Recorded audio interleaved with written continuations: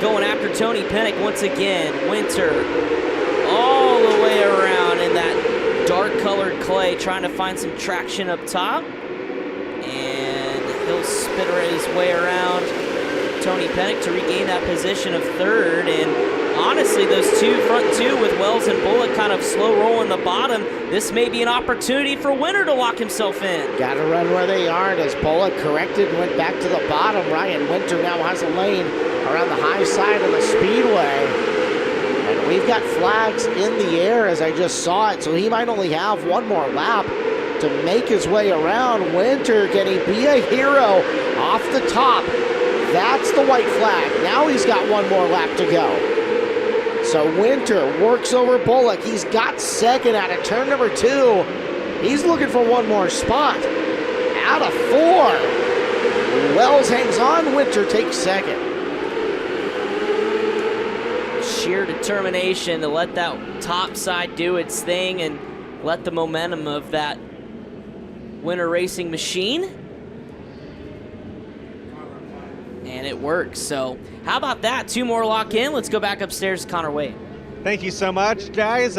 Oregon's Austin Torgerson getting ready to go out for a D-main run. Came in out of the E already. So you know what the racetrack's been like just on it recently. What's it like at this point? It was around the bottom when I was out there. I'm hoping it moves up, get a little bit more racing so I can transfer out to the C. What's the toughest part of moving through this alphabet soup here in this non-winged outlaw class? It's making sure you stay out of all the wrecks. Make sure I have to do that, and then if I do that, I should be looking pretty good. Austin Torgerson looking to keep his nose clean and hope for a racy racetrack so he can transfer on, guys. We've got Nybach Springs replay coming up here. Here's the replay. Oh, Jimmy Wells hit the Gatewood Racing Engines cone on that restart. Wow. So the first cone strike that we've got, and that's going to affect the finishing order of that E-main, theoretically, back 2 spots. It depends on how the penalty's assessed. Right. We'll wait and see. We know Winter's in. It could hopefully be something Connor could figure out, or obviously when that D feature rolls out, we'll see. But interesting. Great call by our producers and production truck to show us that replay as we have the next E feature out on the racetrack. Like M on the pole, Tommy Velasquez third on the outside. Ryder McCutcheon, Quinn Thurin, Dwight Green, Thomas Byford, Derek Black, Scotty Milan, Preston Norberry, and you're rounding out your starters. Extra tile is extra tile. Very possible. Extra tile is extra tile.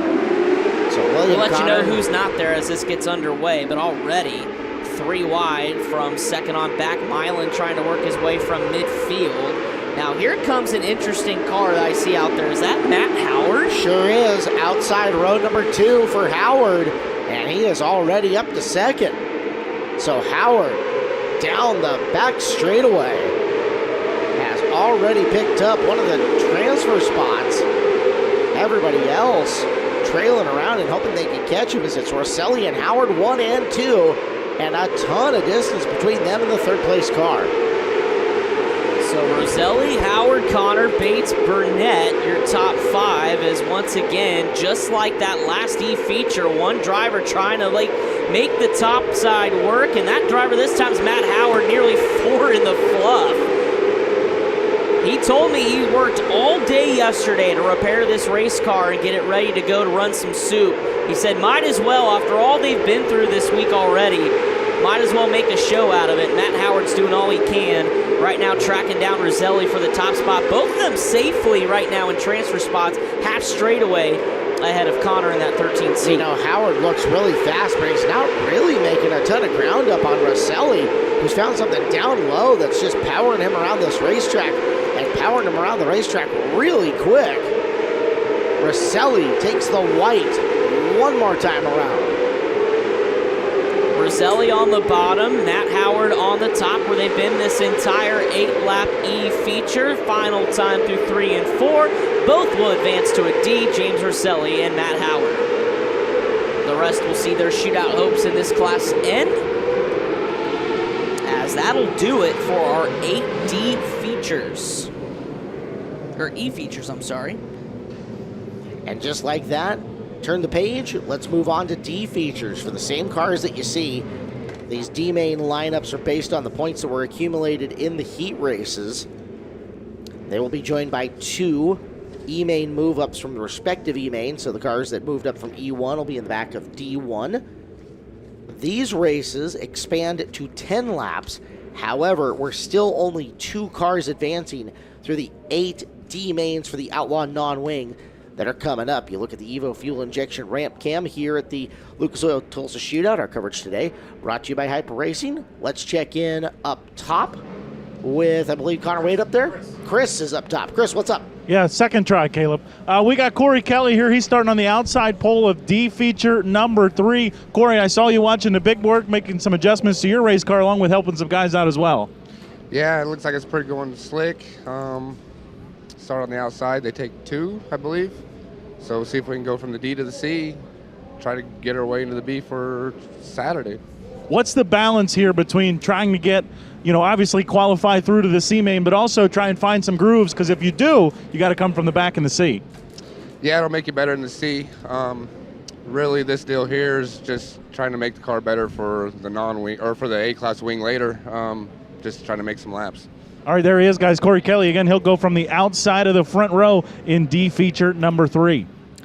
Thank you so much, Chris. And yes, now the attention turns to how we're going to get our race cars to where we want them to be able to run the soup. This track's going to continue to change, and it just gets harder and harder. Every main you make the next one up, it's going to get harder to come from the back. All right, Chris, so we've got something that we need our FloRacing subscribers who are watching on the Flo app or one of the tiles, etc., to do right now. Yes. If they have a friend who is not a FloRacing subscriber, but they've said, I'm really interested in what this has got going on. What the heck is this Tulsa Shootout all about? Right now, those people need to go find their friends and direct them to the FloRacing Facebook page, because until 6 p.m. Central, we are live with a free preview on Facebook. So, anybody that's watching right now on Facebook who's watching the free preview, welcome into the broadcast. If you guys at home, any of you subscribers, know somebody that for some reason is not a Flow Sports subscriber, send them to the FloRacing Facebook page right now, and we'll show you what you're missing with your yearly subscription fee. We like to call that a teaser, the hook to get you to come on over. Right. Best bang for your buck in motorsports, ladies and gentlemen. 365 days worth of content, whether it's live events, featured content, films, replays, on demand, you name it, they've got it. One price gets it all. Correct. You get every lap of the shootout. This year, every lap of the Chili Bowl, the High Limit Series, the All-Star Circuit of Champions, and more, and everything else on Flow Sports, including the highly sought after by one of my friends, Flow Bowling, who really threatened my life if I didn't mention the Flow Bowling tab. And the next Flow time we Marching talk about Band. it. And Flow Marching Band, which is a you thing. J.W. Henderson and Richie Harvey are on the front row of this. Trevor McIntyre and Cooper Sullivan in row number 2. Joey Amantia and Robert Harbert in row 3. Aiden Gatewood, Austin Taborski in row 4. Ryan Saunders and Daniel Smith in row 5. Row 6 is Tegan Moles and Carl Lebo. And then the transfers from the E, Michael Hubert and Cam Sorrells. Sorrells was the driver who came light across the scales, if you remember. Yep. So whoever was third in this should be able to plunk forward. A little bit of water was put down around the top of the racetrack while we were talking and welcoming everybody in on the free preview on Facebook. And this is the point of the night, too, the quick turnarounds we talk about when you have back-to-back lower mains. I bet you the scene at the top of the ramp was pretty hectic as cars get turned around. Maybe some that are parked near the back don't want to have to go all the way back there and then restage, and they're trying to make some minor adjustments. They're kind of at the top of the ramp in that staging area. So it's the fun part and the hectic part of the night when you get kind of all that movement up top. We talked about scratches. J.W. Henderson, supposed to be on the pole of this, has also scratched out. So not going to run his D. That puts McIntyre on the pole. He is next to Harvey. 2 cars will advance. This time we're going 10 laps around and we are underway. Harvey quickly under fire for the position. I think Amantia has scratched as well. As working around, trying to pick up the car number that's worked his way into second. Well, how about Tegan Moles? We talked to her right before this race started, and Tegan said, I'm going to just rip the boards and go where they're not. Well, right now, doing a great job already challenging for a transfer spot and more. Moles around the outside of Saunders and looking for McIntyre for the lead, but Moles right rears the fence there at 3 and 4. Yeah, but she kept her foot in the gas. She's got a chance to recover it. However, little short slide by Hubert, who came through the E, and he's going to try to eat some soup. He's making his way forward. Hubert challenging. He's up and around, and Hubert, can he get by Harvey? Yes, he can. E through D now, as Hubert has worked his way into a transfer spot. Mole's not done. Back on the attack. High side, clearing Saunders. Little wheel touch. Down to 5 to go for Tegan. Washes wide. Got to get around Harvey, so you got a chance at Hubert. McIntyre is your leader. He has got a straightaway on Hubert. Hubert, half a straightaway on Harvey, who is third.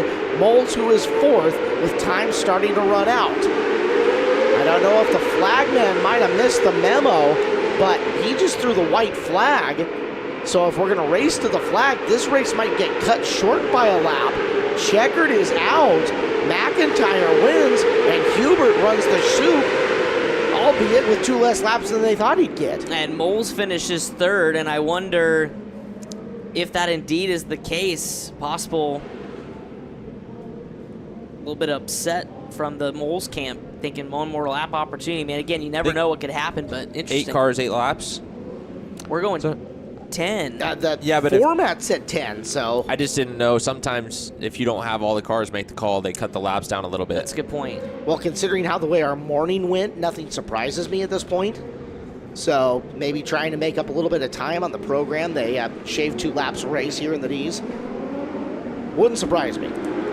Stephen Kerbo's on the pole of the next one. Logan Heath's going to be next to him. Riley Ostentowski is going to be next to in the second row. Slow down, Caleb. There you go. Waylon Phillips next to him in the 671. Luke Lane in the 9. Kinzer Endicott the 54. Mark Martin. No, not that Mark Martin. The 6X. Cortland Stevens the 1. Sean Wicker the 27W. Tyler LaPointe the 23. Pat Kelly 95. Jack Lobbin the 13. And then Austin Torgerson and Jacob Johnson, the 2 move-ups from the E. What if it really was Mark Martin? How cool would that be? I'd go would get a picture. fangirl so hard.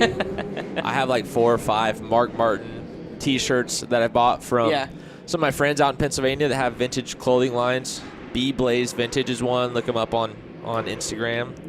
I know there's some out in North Carolina too. I think Days Gone By is one that I've bought a lot of stuff from, but big into the vintage T-shirt apparel game. And yeah. No Kerbo, your pole sitter, so that's Ostentowski on the front with Logan Heath joining him.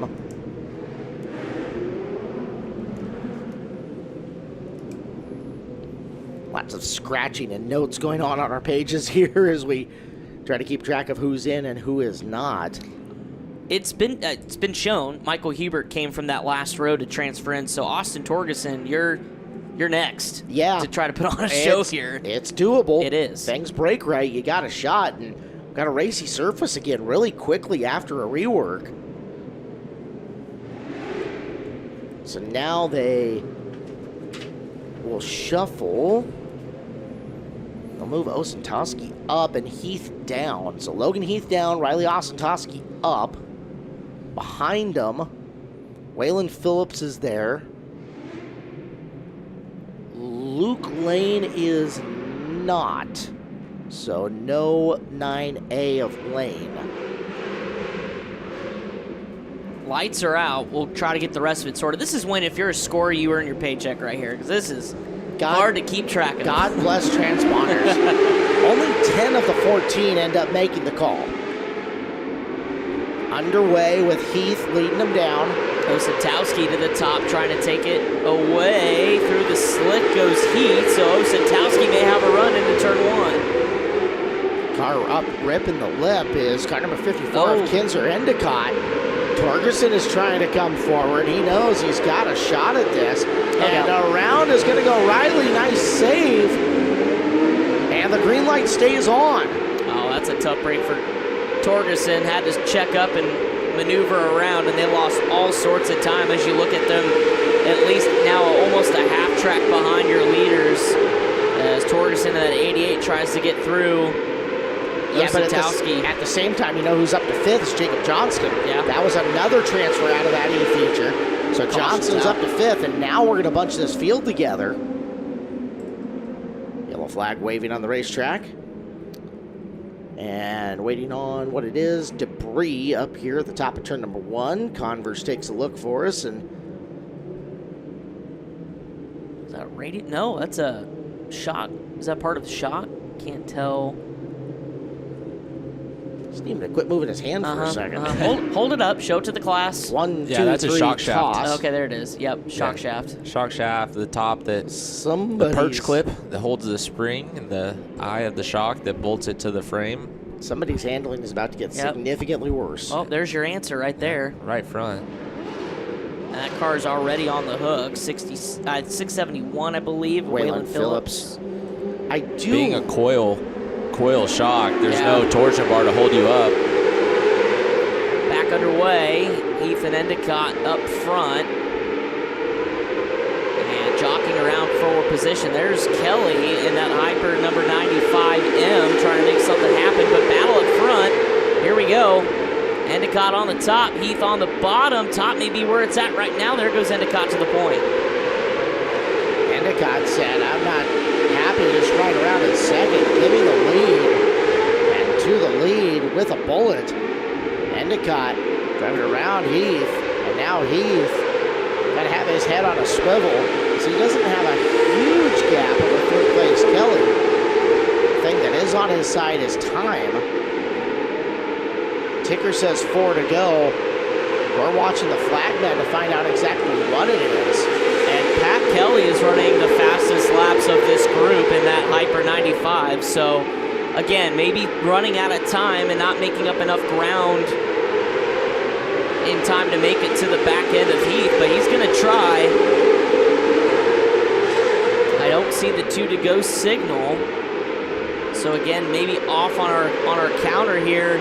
Also got to remember that this is not our normal flagman down there. For those of you who tuned it in late, we'll tell you that story in just a second. The white flag is out, so we do have one more time around, and here comes the hero move. Kelly up and around the high side. Heath back down low to the very end, and on the last lap, Kelly steals the final transfer. Heath knew he was there, tried to throw the last second bomb. I like that move. Just too little too late for Heath. So it's Kinzer Endicott taking the first spot.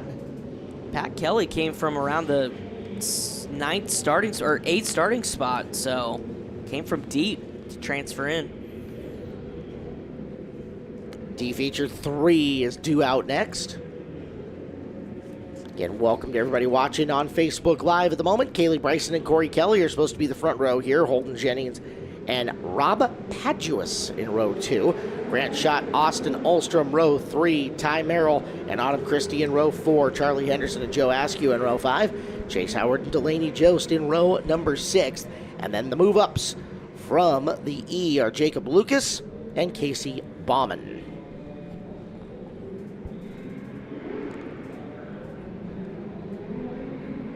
Yellow lights flash, taking a quick count of the cars. Got a decent amount for this, but definitely not a full field. See, Kaylee is on the pole. And Kelly is right next to her. There.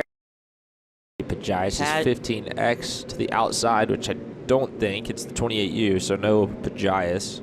11 of 14 total out there. Be the 51G, and the 126 would be the next row. They look like they're there. 51's there. Christie is there. 75W there. and 78J. Maybe some at the tail of this one. Get another look at them as they come through the corner. So there's Olstrom, the black and yellow car on the bottom. 75 is there of Merrill. So we're looking for Christie's 126 and the 00. The 126 is there. That's the black and gold car. And then it's the 9 of Bauman, so... Is it the 78J, potentially. Joe Askew? Yeah. I think we're missing the 00C out of the lineup. That's Charlie Henderson. And from there, we're going to go with it. We got who we got. So if you're Kaylee Bryson, this is probably a test session, you would think, just to kind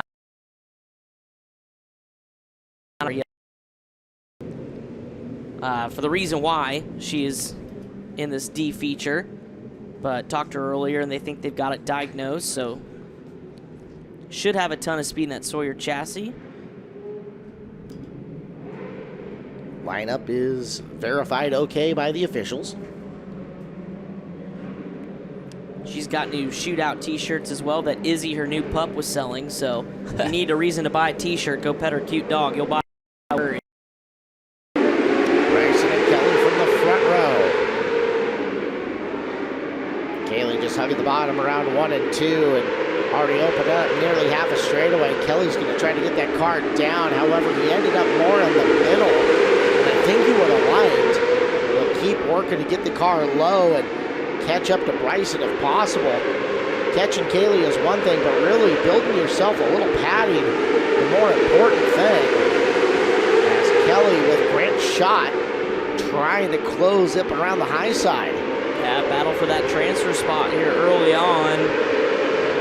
Schott running not all the way around on the top, kind of moved down a lane, but he'll enter right up on the cushion.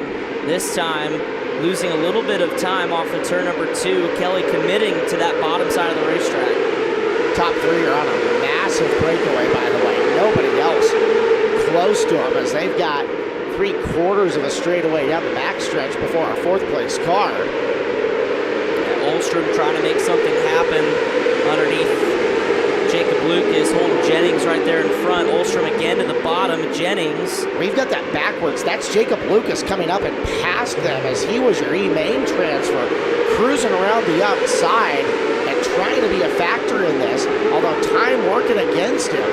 But Lucas has got some speed because he's up to 4th now. Yeah, look how much he pulled away already as we go back to the transfer battle. Still side by side. No one wants to give it up just yet.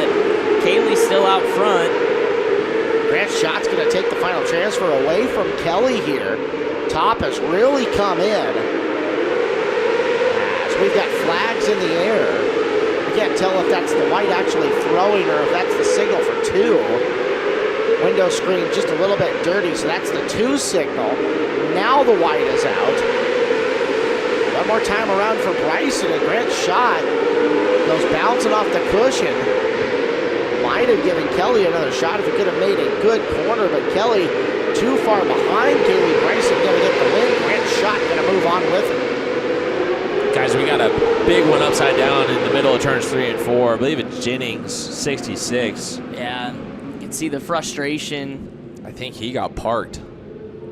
Holden Jennings in the 66J, and immediately the hook is called. Checkered flag is out, but like Clinton mentioned, massive ride. And yeah, by the looks of the cockpit, something happened. Yeah. In the meantime, though, let's go back up top to Connor Wade. Well, one driver that was moving in E-main number 6, I believe it was, is Noah Dasting. 7 spots to get into the final transfer spot. Noah able to gain a lot of positions there in that E-main. What allowed you to do that, and what made this 20 G car able to pass cars? Yeah, we've been wrenching on this thing, trying to find some speed. It's been tough. Been big wing sprint cars back to micros, and we've just been trying to find some momentum, and we finally found it. Unfortunately, it's late, so we're not gonna be able to do too much with it. But hey, I'm having a blast out here. We're in a really good spot with the Outlaw car, so we're gonna see what we can do with that and just have fun in this car. So, hell yeah.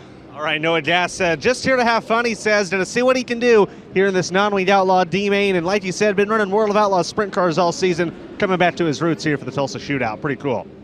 Yeah, really good rookie campaign for Noah as we look at an iBox Springs replay. So here's the finish, and ooh. Yep. That was bombing coming through. Yep, and that explains the frustration. I'd be mad at that too.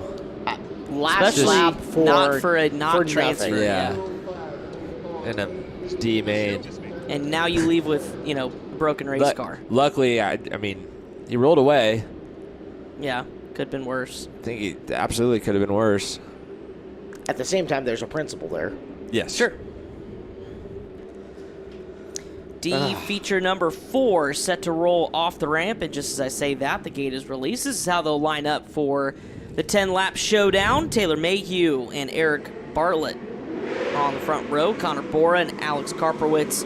Row number 2, starting in that 5th spot, Robert Lee and Spencer Hill.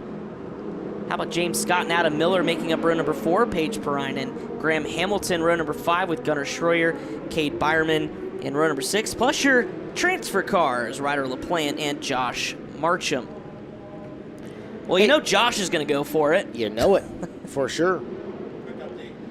Quick update with Connor Wade real quick while we get these cars out on the racetrack. Yeah, real quick, just wanted to let you guys know, thinking back to a couple of D-mains, we saw Tyler LaPointe and Austin Torgerson battling it out on the racetrack. When they got back to the pit area, there were some words exchanged. Nothing got too crazy, nothing out of hand, but they definitely popped up out of their cars immediately and spoke to each other, and there were some crews just kind of arguing with each other. Nothing serious, nothing like the other night, but definitely wanted to let you guys know there was some words exchanged there, and it was kind of funny. LaPointe told him at the end, go back to Cali, which is kind of weird because they're not from Cali. I guess he just meant the West Coast, but wanted to let you guys know there were some words exchanged between those two. Well, you may want to keep your eyes peeled for the Jennings and Bauman situation, if there is one, because Jennings was definitely frustrated, but appreciate Connor for the update.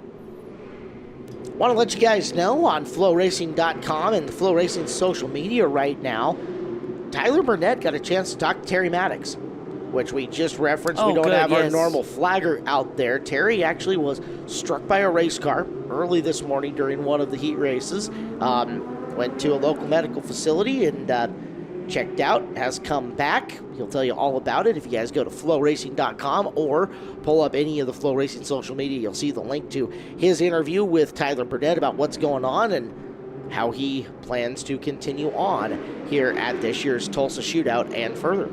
Terry Maddox is Superman, just walking down the ramp like nothing happened. 12 stitches, he's good to go. Toughest man in the building. Did you guys see the guy on social who tagged us with a Terry Maddox walking back in the building? It's stone cold coming down the ramp to I mean, basically. Drink beer and kick ass. I can't imagine. I saw that. I laughed. Scary. Well, yeah, and of course, now we can, thank goodness, but scary situation that for sure. was as afraid as I have been in a good long while. And even, I ran into Terry during this little break that we had, and I got a couple of words with him. I said, man, that was scary. Even though you went down and we saw you moving right away, that doesn't tell us the whole story. Sure. We were all frightened for you, and just seeing you here again, smiling and walking around was a great relaxer for me, and knowing that he's back in the building, that's just a cool thing. Oh, absolutely. And you can see from this shot here, for folks maybe that aren't familiar with the shootout, maybe tuning in for the first time, you can see the flagman on the inside of the racetrack. There is no protection. Especially, yes, there's a concrete barrier, but when the flagman is doing his or her job, they are on the racetrack. With cars at speed. With cars at speed. Now, something that I picked up on, and I don't know if you've caught this, but our substitute flagger is staying a lot further into that barrier than what we had been seeing. Yeah. So if you pick up on that, and that's part of the reason that I'm having a little bit harder time reading him with my eyes as he comes past the flag stand when we're calling races, is he is so much more tucked in, and it's kind of lining up right with a pole in my line of vision. Yeah. But yeah, I think they are being a lot more conscious about being in. And to that extent, I saw a screen grab of when Terry was struck. He wasn't very far out there. No. If at all. And again, that was a race car that had been in an incident that was either avoiding it or was coming, down the track. So it wasn't at normal speed incident where they would be up on the racing surface, but still, nonetheless, a dangerous situation. And you can hear Terry talk about it in his own words. That's on FloRacing.com with Tyler Burnett, or the Flow Racing social media pages, Facebook, Instagram, Twitter. Do we TikTok? Please no. Clinton, okay, good. Please tell me you don't TikTok. I do not TikTok. Attaboy. Okay, I posted one TikTok and then just kind of, I don't know, I got over it and deleted it. There's enough social media rabbit holes. I don't need another one to waste half my day. But if you're on TikTok, I don't know, make something cool. Send it to me. No, I like watching them. I just won't do it. I'm judging you. All right. Not you, the people on TikTok. Green flag in the air. This D feature underway. Taylor Mayhew and Eric Bartlett on the front row. There's Spencer Hill had a chance to catch up with him. He's had an up-and-down shootout out of Albuquerque, trying to make that bottom side work. He does. Spencer Hill now working his way up just outside the transfer spot, going top shelf, but leaves the door open. Eric Bartlett, who sat outside pole, now falling back just a little bit. James Scott's in the 117. He was the driver pressuring Hill. Mayhew and Bora are 1 and 2 at the moment. They started Ryder first and LaPlante up and third. over the berm. Tommy tip over. And Ryder LaPlante was in 5th already after starting at the tail from being our E-main transfer. Rough for Ryder. Question is the car still in good working order? How about that mellow yellow lid? Yeah, I thought that was pretty cool. Well, car rolls. Let him out. And the updated K1 race gear flip count for the 30th annual Lucas Oil Tulsa Shootout, 53. I think I underestimated our guys. I think That's a good way to put it, huh? I think I called it just right. See, We'll let's see. let's We'll remind see. the folks where you at. I'm at 75 for the week. Yeah, for the total, Caleb guessed 87, Chris guessed 75, and I guessed 67. Okay. Are we playing Price is Right rules? Closest to the total without going over? Yes. Yes. No? Why I don't- not? Yeah, you just get close. All right, let's get close. Did you be mad That if you actually missed, gives you the benefit You missed because it by they get 1 and you went split. over? Yeah, no, You'd be so mad. I would be. You don't want to give me the win that easy. Mayhew You're and Bora. all right, but not that all right. I want the We go back to green. Mayhew, Bora with Hill on the outside. Looking in. Down to the bottom of 1 and 2. Your top 2 drivers are hugging the low side of the raceway. Hill here looking to do something. That's James Scott, the white with crew, 117. Using the bottom of the racetrack to try to take third over from Hill. Hill looking for something in the upper grooves and not going all the way up to the cushion, actually running a groove down off of it. Yeah, there's some moisture, it looks like, up there, but again, just seems like the bottom, if you can nail it, is still a little bit quicker unless you have that momentum and the speed up on the cushion. And Spencer Hill's holding his own, but again, not moving too far forward. It's got to get a little bit closer to challenge Bora for that second spot. Hill also, nothing really to lean on up there right now. You've got some moisture to hit, but nothing to really bounce the tire off of and launch it down the straightaway. He is gaining, though, on Bora.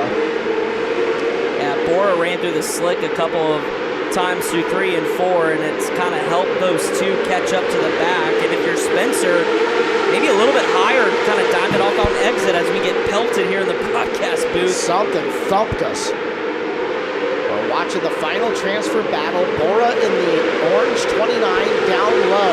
Spencer Hill with 2 to go up top. The black with yellow number 4. Rockets down the back straightaway. He found something on that last time. Can he hold it? 1 to go. Bora at the line, just barely. Around the outside of 1 and 2. Hill noses ahead. Bora down to the low side. Oh, his 3 chain! and 4. His chain came off. Spit Oh, a no. chain at the worst time. Spencer Hill. Ugh. And that, my friends, Oh, is the no. shootout luck. Oh, we got a big no. crash in turn 1 and 2. And there's what was your E-main transfer Ryder LaPlante and another car upside down. 5 of Kate Byerman. That's just Tulsa shootout luck right there if you're Spencer Hill. You can't write that script. That's unbelievable. Gutted for him. I mean, it's... Because he certainly, with that car speed going to 3 and 4, was gonna have that spot. It's grabbing defeat from the jaws of victory. Yeah. Wow. Oh boy, our Bell Helmet speed shot got pretty beat up on that deal. Smoked. It's actually looking up, I believe, at Jeff Converse. Jeff, go ahead and give us a wave. There he is, Hey, up on bud. the lift. Just want to make sure you're doing all right up there. Did you guys see Bora just basically turn his head and look over at Hill going down the backstretch? Did you catch on to that right I before saw the chain that. broke? He's about halfway down the backstretch and just clocks his head to the right about 90 degrees and peeks over instead of, I don't know, I just thought it was funny his whole head Was he- turned instead of just using his eyes. Was he, like, putting the whammy on him down the back straightaway or what? He must have gave him some juju to watch his chain fall off. All right, so here's the Eibach Springs replay So of after the the... checkered, ooh, Ooh, yeah, the coming into big your living flip. room. That is the second time that we've had a speed cam absolutely tatered. So, Bell Racing helmets, hopefully you're getting your bang for your buck. Earl, you're down trackside. You're up in the corner. We'll go live to Earl Hoon Jr. and, man, chaos there after the checkered flag and a messed up race car. Yeah, no doubt, guys. I mean, that was a serious wreck. All drivers appear to be okay, but my attention is here where the officials are going into turn number 1. There is some fence damage. I think we're going to be under a little bit of a delay here. I see them getting some wire ties out, so officials are going to go to work here to the catch fence in turn number 1. Well, if it can't be fixed with a wire tie, it just can't be fixed. Look at the down tube. Oh, man. On the left side. That is a pretty junked race car. Go ahead and take her to the yard. That's a very real chance that Byron is going chassis shopping. Mm-hmm. Well, our turn 1 cam's going to have a great view of the fence repair that's going to take on. And thankfully, we haven't had to do a whole heck of a lot of these over the course of the event so far. I was going to say, Caleb, don't pull a me. I just qualified it. We made it there. So they're going to go to work. Tools of the trade and ready to go. Seems like a pretty minor repair, too. Like, you're not worried about so much the K-rail than you are just the chain link. Let's take a look at the iBox Springs replay as Hill pulls to the infield, checkered flag. Watch up top, and we catch the end of it. Man. Big-time impact. So we'll get the fence repaired. As while we wait for that, let's go back upstairs. Connor Waite standing by with another driver. Yeah, thank you so much. I got a guy from Caleb's neck of the woods, Tanner Holm, who won E-Main number 6. Tanner, do you feel like this 48T car is fast enough to make it through the D here? It looked pretty good in the E. For sure. We got it a little bit more tighter, and hopefully we can play the alphabet soup and make it on to the D or the C main. How tough of a feeling is it to come all the way here from Washington and then be buried back? Obviously, you're running multiple classes, but is it tough to be buried all the way back here in the alphabet soup in any of these classes? Oh, for sure. There's a lot of talent everywhere. It doesn't matter if you DNF'd in your heat. There's a lot of fast guys everywhere in every single one of these mains. All right, Tanner Holm in the 48T has already made it through one race. We'll see how much further he can go. Thank you so much, Connor. We hear the engines fired, and they haven't quite released down the ramp. And as I say that, yes, they have. So let's get you the lineup for D feature number 5. Another 10 laps. Chris Parmalee and Trevor Klein on the front row. Trey Gibbs, Kelby Wright. Then it's Kendall Batterby and Teddy Bivert in row number 3. Inside of row number 4, Bryant Dawson and Axton Romero's to the outside, with row number 5 starters Zach Drummond and Damian Norbury. Row number 6, Chase Rogers, as well as Robbie Brockman. And then, of course, you have your transfer cars from the E-Main, Chuck Dunlap and Bob Henschel. We'll see who indeed makes the call, as I do see Trevor Klein. And I believe I do not see yet the 61, your pole sitter. That pole sitter right now is that B&B chassis of Trey Gibbs. 12 of 14 on the racetrack. Okay. So I think missing at least your pole sitter. Chris Parmalee out in 61C.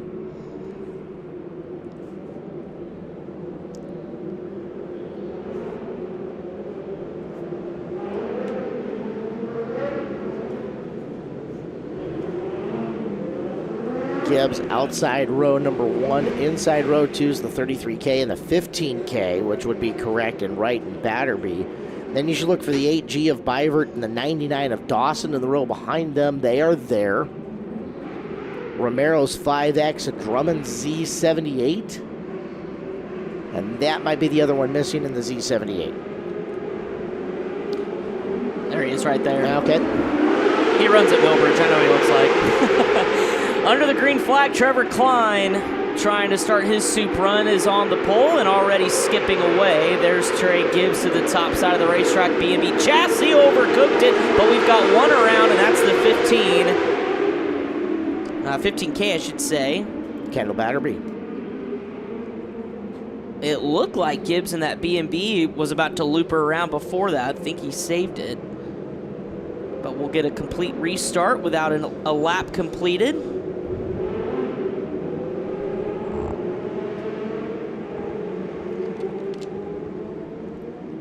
74, Robbie Brockman. Ooh, look at that rear bumper. Cattywampus. Yeah, hanging on by a couple of nuts there on the left side.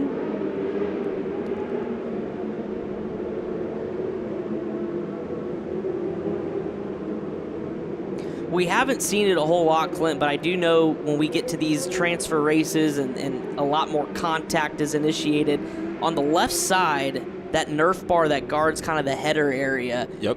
What kind of different ways can you do to protect that?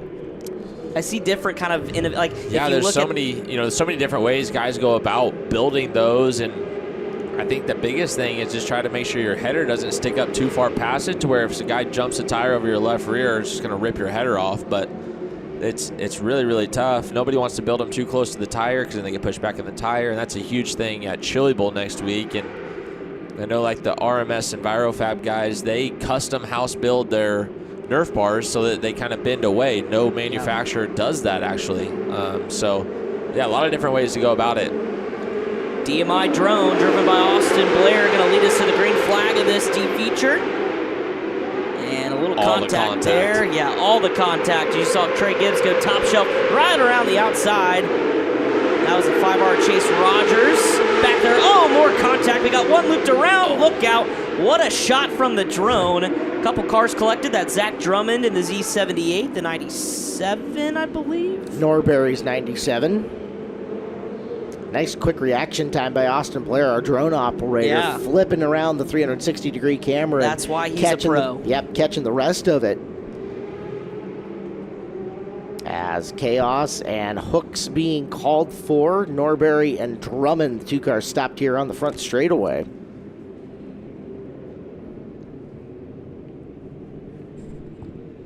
Austin Blair, obviously an impressive drone pilot, drifter. Yeah. I always ask him about it. Yeah. We've been drifting lately. His videos, too, incredible. Yep. Does a great job with all that. Earl is live on the scene and at the back of the Drummond car right now, taking a scope of the damage. What do you see, Earl? Yeah, from what I can see on my end, looks like a broken right front shock. At least the cover's torn off. Yep. A lot of right front damage you can see. So he's done out of this one. He's going to get right on the record. I'm going to let him go. But yeah, man, it's time to go, guys. And these starts on these races, it's everything right now. It is certainly intense. And is Earl skipping out on these driver interviews? I don't know. Is maybe a little timid to go get some good reaction here. That's all right. Ryan Ward is the king of hanging on to the quad. I'd say that would be the hard part, is hanging on the side of that UTV or however you want to do it. That's tricky.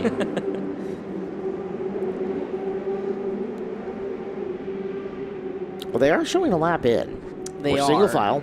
And ticker may be off a little bit. Klein is on, should be your leader.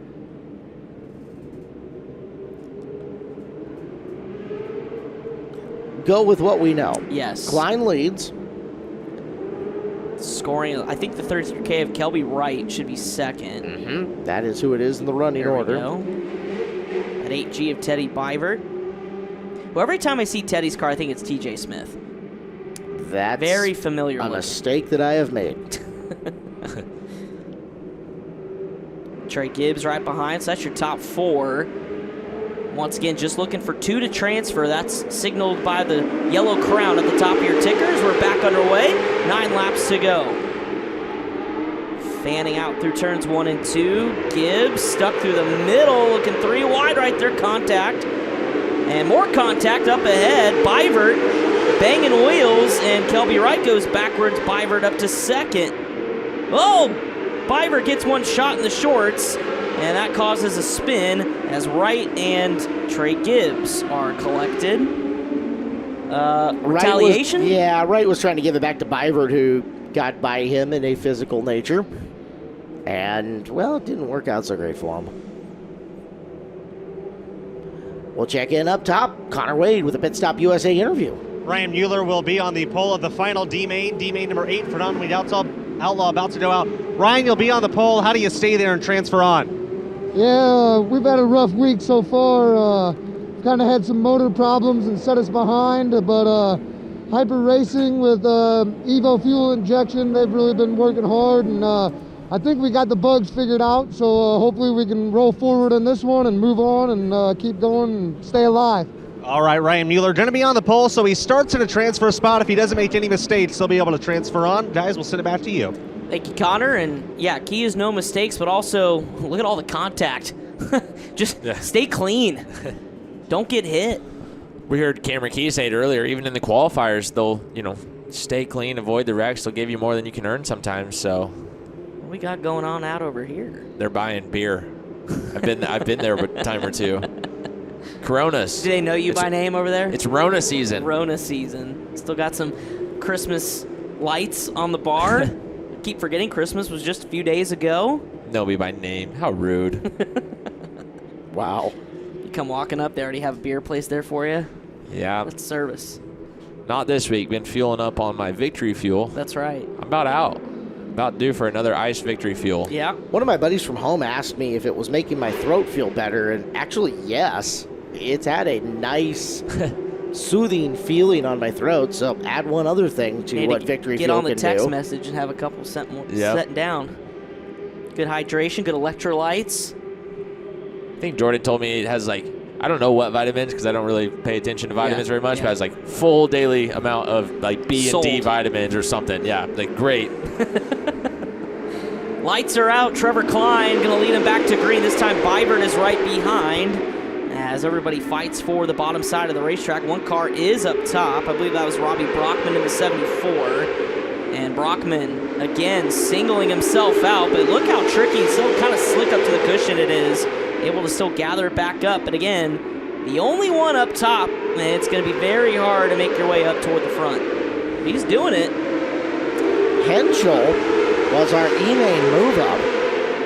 And currently working his way towards the front of this field. He's got a shot at this. Gonna have to figure out how to get around a couple of cars in his lane, and Dunlap and Bybert at the same time hold off Brockman, who Brockman might have the prop plane wound up just high enough to steal a spot or two. Man, he's just floating right up to that cushion in 1 and 2, almost turning down the hill a little bit.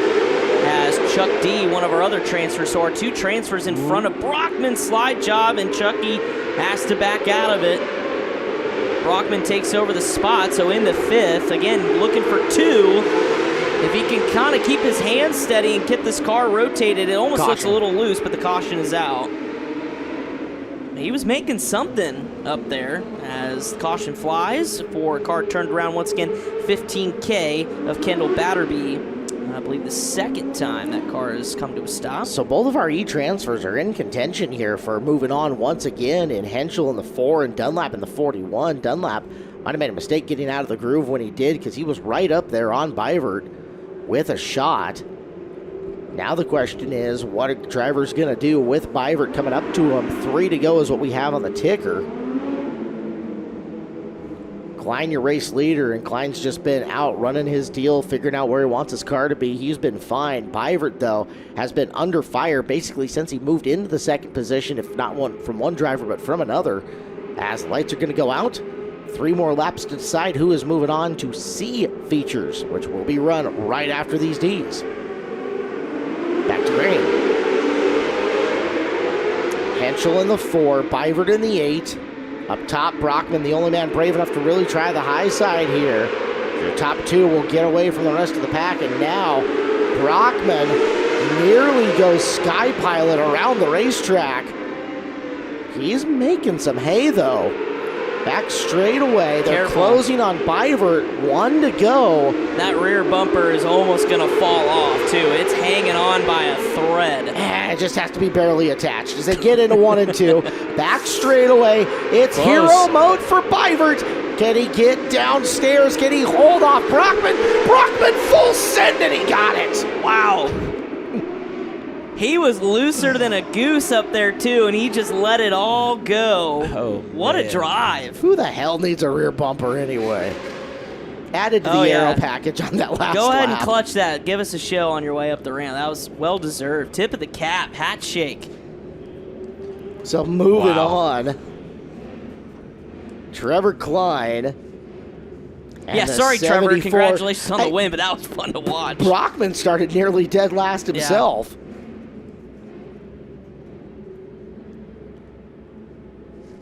So we're all scribbling it down and making sure that everybody gets their due coming up as we are ready for another D feature. A few more to go, 3 of them by my count. Race number 203. We've crested into the 200, guys. We let that pass without making note of it, but we are. Josh Patola, Tatum, McElvaney make up the front row. Cole Esgar, Darren Nida in row 2. Dalton Burley, Talon McConnell in row 3. Donnie Burrows and Lake M, followed by Alex Ruppert, Brandon Boggs, Ethan Wicker, Hunter Creason, and the move-ups from the E, Tanner Holm and Noah Gass. Holm and Gass actually with a chance in this one. They've got very fast race cars. If they can find a groove where nobody else is running like we just saw, like Brockman did, see how many guys they can get around and how quickly they can do it. And a lot of drivers in the staging area using FloRacing in the cockpit, watching what's going on the racetrack. So Noah Gass and Tanner Holm were paying attention to what Robbie Brockman just did. Certainly got to keep clean and avoid some of the trouble, of course, throughout the course of this event, as we've seen kind of the aggression level spike a little bit. But it'll be fun to watch those two come from the back. So far in most of these D features, the transfer cars have had a shot. There haven't been some that faded and just stayed in the back. They've all moved their way up close toward the front. So it's doable for sure. Let's check in with Chris Moore. Chris is at the top of the ramp with the Pit Stop USA interview. Thank you, guys. I got the man of the hour right now, Robbie Brockman. Robbie, hell of a move there on the outside. I don't know if you know it, the back bumper's falling off. You threw caution to the wind. Yeah, we started last in that. I've been driving like a pussy all week, so I seen it, man. Oh, well, I think you got rid of that. Good job, man. Keep it going. Thank you. All right, there he is, Robbie Brockman, after a hell of a run. Well, you heard it. He made a change in the shorts and got her going. Attaboy, Robbie. Do you guys see how he was shaking? Yeah. Nervous. It's adrenaline. Everything. Adrenaline, and honestly, talking to Cale Drake after his heat race, he needed to, and Timmy Buckwalter too. Yeah. They're like, you don't realize how the physical toll too. Yeah, I mean, or how much this means, right? Like if it's a normal heat race on your Saturday afternoon, it's whatever. But when you're here inside this building, it's just different.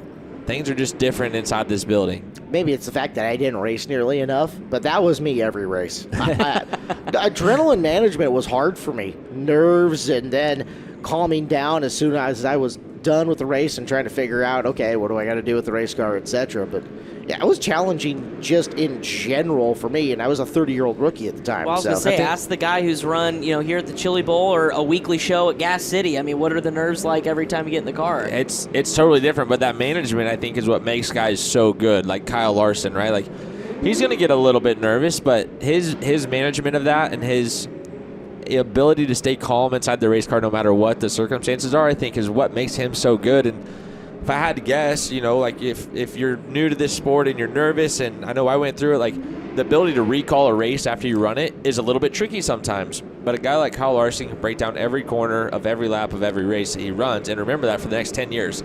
And that just comes from being calm inside the race car. And when you're calm inside the race car, things happen a little bit slower. Your brain processes stuff faster and you're more comfortable. And, I don't think, it's so hard this day and age for Kyle just to be, so much more God-given talent than everybody. But the understanding of the race car helps, and then the ability to just, relax inside of the race car, I think, is huge. There's so many talented guys, but, at what level can you just go relax inside of a race car and do the job? So ask you this, and it's something that I always thought was unique to Kyle, but maybe you can correct me. Is he unique in his ability to have that recall, or is that something that more high-level guys have that we don't talk about? I think more high-level guys have it, and it's just not necessarily talked about or something that we discuss a lot or people realize. I think it becomes easier when you train at that higher level and things happen a little slower. It just works better, and I know even I haven't raced very much over the last year or so, But when I went and ran a midget this summer, after watching wing sprint cars all summer and working on them, and they're faster. Well, my brain is processing stuff faster, and it slowed the midget down so much, and it was kind of surprising. So that's where, like the Motai coaching, we saw or heard Brendan Crouch talk about them earlier this week. Guys like that, you train your brain to think in the right directions and do the right things, and then you go train at a place like Pit Fit in Indy and do the right drills to speed your brain processing up. That's huge, and there's so much you can do outside of a race car or outside of your crew chief doing something on the race car to make yourself better as a driver. And if you're a kid sitting at home wondering what can I do because we can't go test or I don't have the most money, well, you can put in the work outside of the race car to be better. I've been looking for opportunities to rip on Russell Wilson during the course of this broadcast because it's fun. But something important to him, he lost his personal his mental coach before this year. He died. And maybe that's part of the reason that his performance has fallen off like it is, outside of the fact that the Broncos suck. Green flag out. 12 of 14 making the call on this one is Darren Nida, and that driven number 14 works to the inside of, I believe, McElvaney. Yep, McElvaney, so loses a spot there. Here comes one of those Carber machines up to the top side of the racetrack, and that's Alex Rupert. Talked to him earlier as well. He's first to tickle the top side of this racetrack, trying to make something happen. Back up toward the front. Nida has caught Burley for the transfer spot here early. Both of them down on the bottom of the speedway as they go into turn number 3. Nida catches up to the back of Burley. Burley away down the straightaway, but you can see Nida's closing speed as they enter the corner significantly different. Problem is, Burley's right in his line. Nida either has to wait for a mistake or force a mistake to happen as he sits in third right now. Third, not good enough to move forward into the C main as we're already down to 6 laps to go. Yeah, Burley just really get off the corner as Nida's just trying to figure out a way to keep that car pinned on the bottom. Misses it there, so Darren's going to lose a ton of time. Again, trying to get plenty of track experience. He's going to make his Chili Bowl debut for Dan Binks in a week and a half is Darren Nida, so trying to get as much experience, but right now not catching Burley as Spatola continues to lead.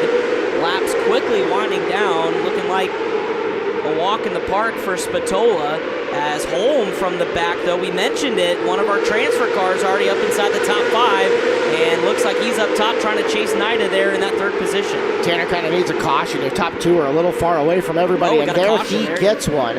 Ask for it, and it speaks into existence. Now that's a commentator's, I can't alliterate, but blessing instead of curse.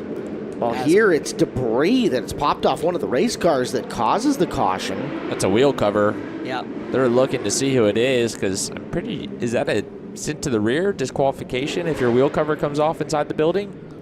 I have to go look back up through the rules. I don't know if it's different for Chili Bowl or Shootout, but. Because Chili Bowl it is. Yeah.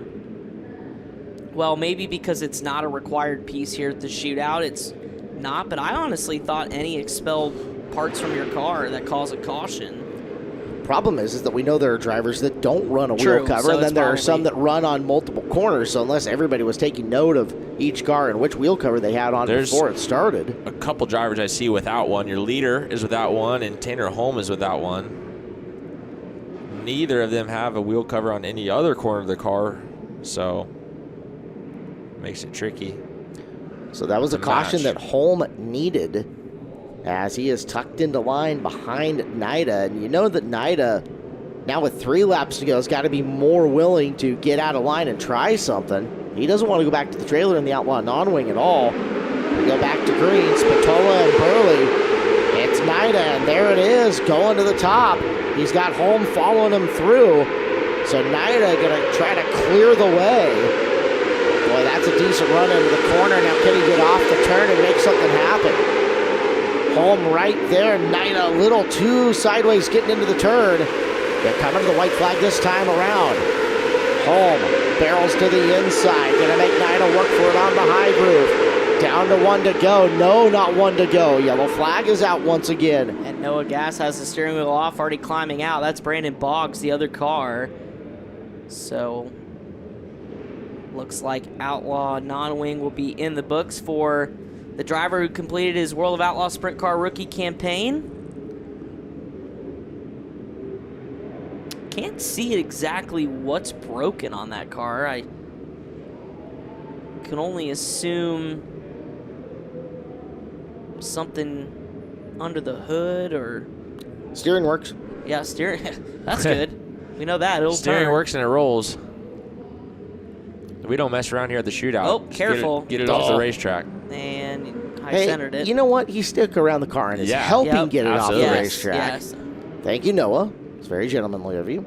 So you got to assume engine or chain. We didn't get a really good look down chain area of the car, but something that'll make the car drive. I didn't see any fluid underneath the race car. Next left-hand turn. Chain appeared on it. Okay. Well, weird. Let's see if Tanner Holm changes it up here. He is losing a lot of time following Darren Knight around the racetrack.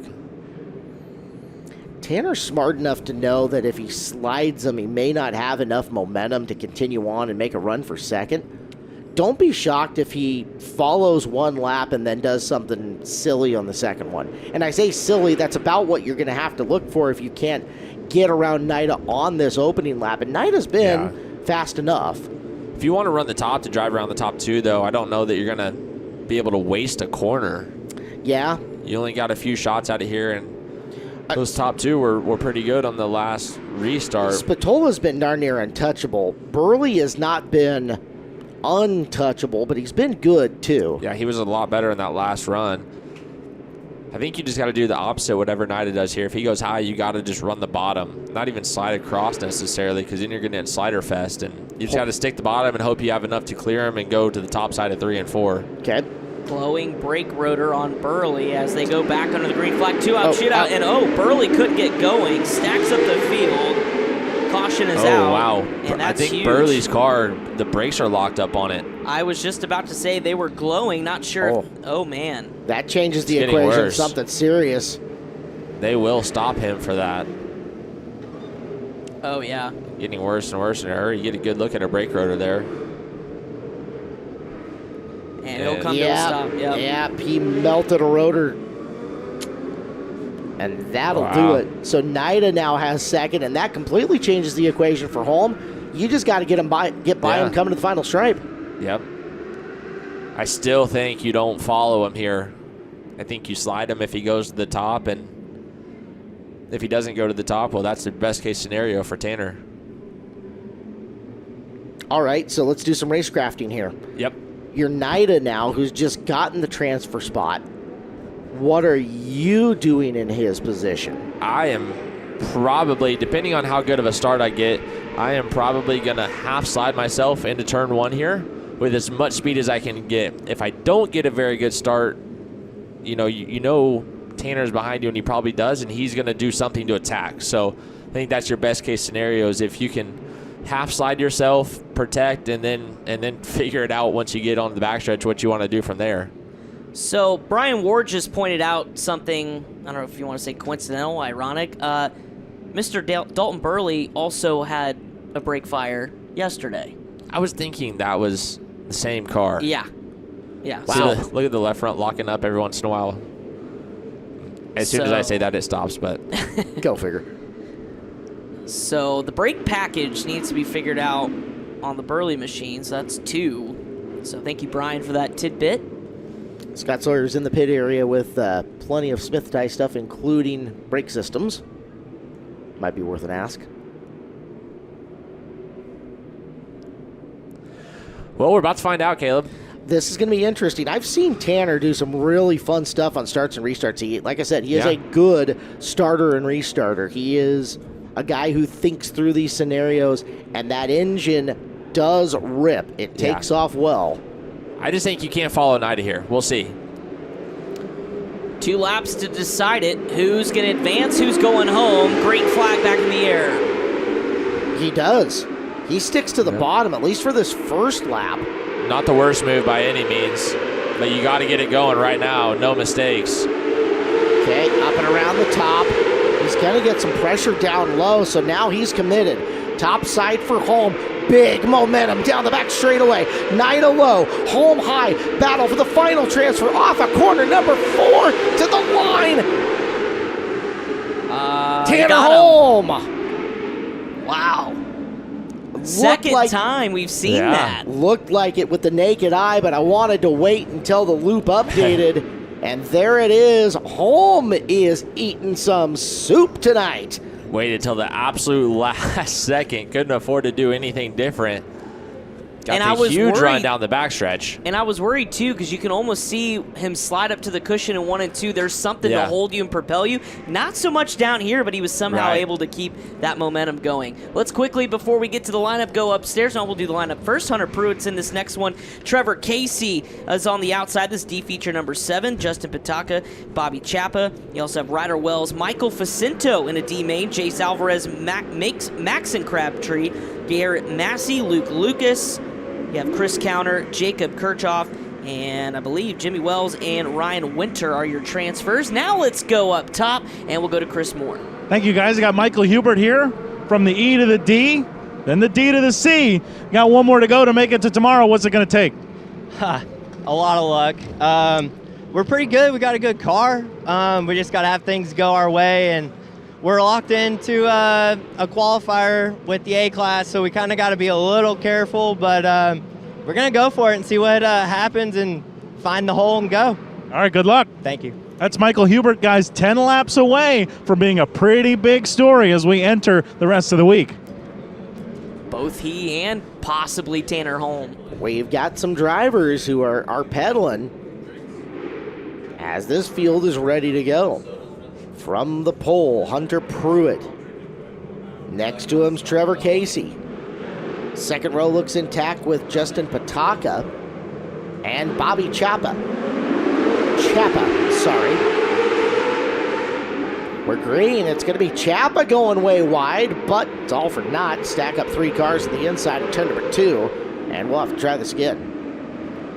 Amongst them that are down there, the 13Z of Chris Counter, the 27 of Jace Alvarez, and our 24R of Ryder Wells. So inside row 3, 4, and 6. We're all stacked up, and there is Hunter Pruitt, who led the field to green, stopped and not moving. Yeah. Looked like it tried to launch, but... Waving him off. Pointing at the injection there, I wonder if something happened. To get knocked leaking off. Fuel. There's some moisture down on the ground right by the left rear. There's your fuel streak. Yep. That would be my guess, guys, is it's a fuel leak. So calamity here early on as y'all see the 27 with the helmet off. I would not leave Jace my Alvarez. lid just sitting right there on the visor for this trip. It's hooked with the Hans device over the top. Okay. Ryder Wells kicking the tires, sponsoring that car. Tough break for him in this one. We're going to check in while we have a second with Chris Moore. Chris. Thanks, guys. Yeah, home here. One guy making a big move. We got another one, Tanner, throwing caution to the wind. It looked like there's just enough up there on that cushion for you to get the run off. It was just enough luck. When they watered the bottom and the top, and I started on the bottom in 14th or in the back, I was like, oh, there's no way I'm going to get any passing points. But it just, luck ended up having, its side with all the yellows and running the top, and I got it by, I think, 2 inches. I don't know. They're all screaming and yelling over there. Tell me about that last restart. You were third. You followed Knight into 1 and 2 on the bottom. Then you went to the top. Well, I saw his pit crew guy tell him to go up, so I'm like, I have to lock it down to the bottom. I made some shock adjustments, and I went to the bottom. He followed suit, and I'm like, oh, I got to go back to the top. That's where I ran this whole race, and it worked out. Good job. Go get him again. Thank you. All right, there's Tanner Holm, guys. The cat and mouse you see in these mains. Everybody looking for just that little bit extra to move on. I told you he was smart. He picked out Nida's crew guy, telling him to go low and adjusted